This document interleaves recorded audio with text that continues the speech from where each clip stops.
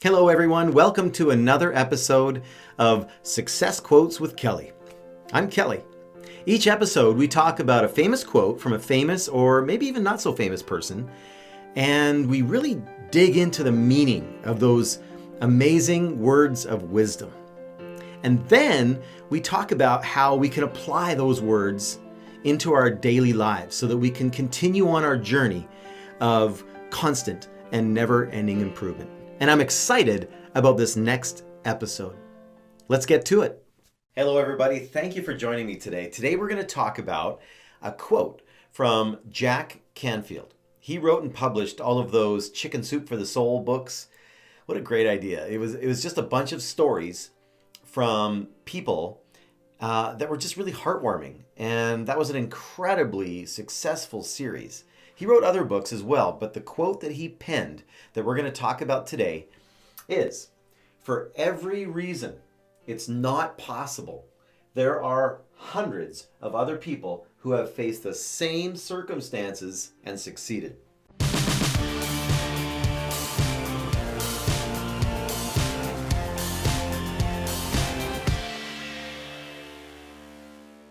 So let's dig into this and let's just see what we uncover. The first obvious thing that springs to my mind is simply this. Hey, if someone else has done it or someone else is able to achieve that, then I should be able to do it. They put their pants on the same way I do. That person has bad hair days. That person has morning breath, right? We all have the same stuff within us to make it happen. So that's the platform to start from, right? It's been done, so it can be done. The proof is there, right? Someone did it, so it can be accomplished. But what about if it had never been done before? You may know about this story. In 1954, Roger Bannister, at the age of 25, broke the 4-minute mile record. It was a concrete belief at the time that a human being just simply could not run a mile under 4 minutes. It was a widely held belief. It couldn't be done. The human body just wasn't capable of running that fast, or we couldn't do it. This is actually kind of the opposite, isn't it, of what Jack Canfield's saying in his quote. Proof that can be done is that hundreds of other people have done it. But imagine Roger Bannister's thought process. Imagine that. Imagine the power of his own will to just create this belief within himself that said, you know what? I'm going to do something that no one else has ever done before and that everybody is saying can't be done.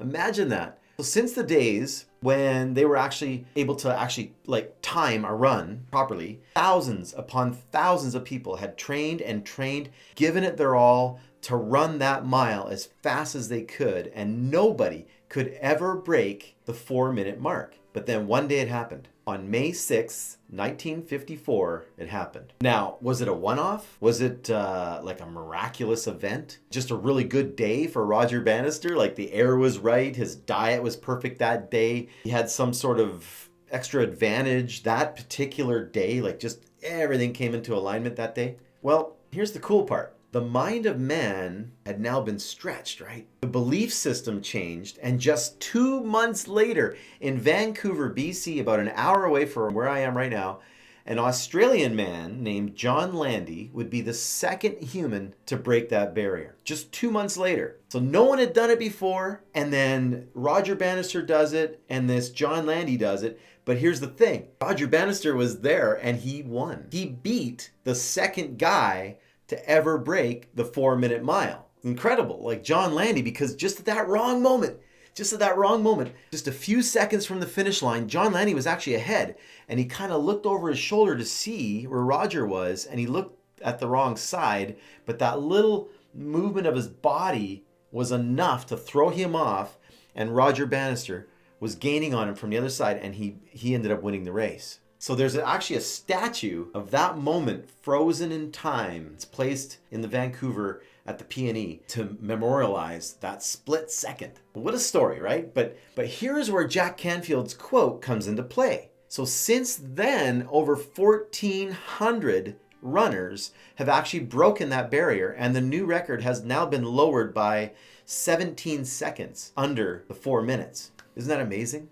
So there it is. Once it's been accomplished, the belief sets in. And then Many others have achieved that feat that was once thought impossible, and suddenly when one man makes it happen, it only took the next major race, the next one 2 months later in Vancouver, BC, for an Australian man to operate with that new belief, and the race was on. Now there were 2 people who had done it. The human spirit is amazing. Just knowing it can be done is part of it, right? And we know that sheer will is only effective when the preparation is in place. So the next question is, are you willing to prepare yourself to apply the steps, the practice, the work, the mindsets, the strategies, the learning, the focus to make it happen for yourself, whatever it is? So think about what you want to accomplish in your business. What is it? Why do you want to accomplish that? What's the reason that it'll actually make a difference in your life? Think deeply about that. How do you know when you've accomplished it? Is it crystal clear in your mind? Crystal clear. Next, you need the why established with emotion attached to it, what it will feel like when you accomplish it.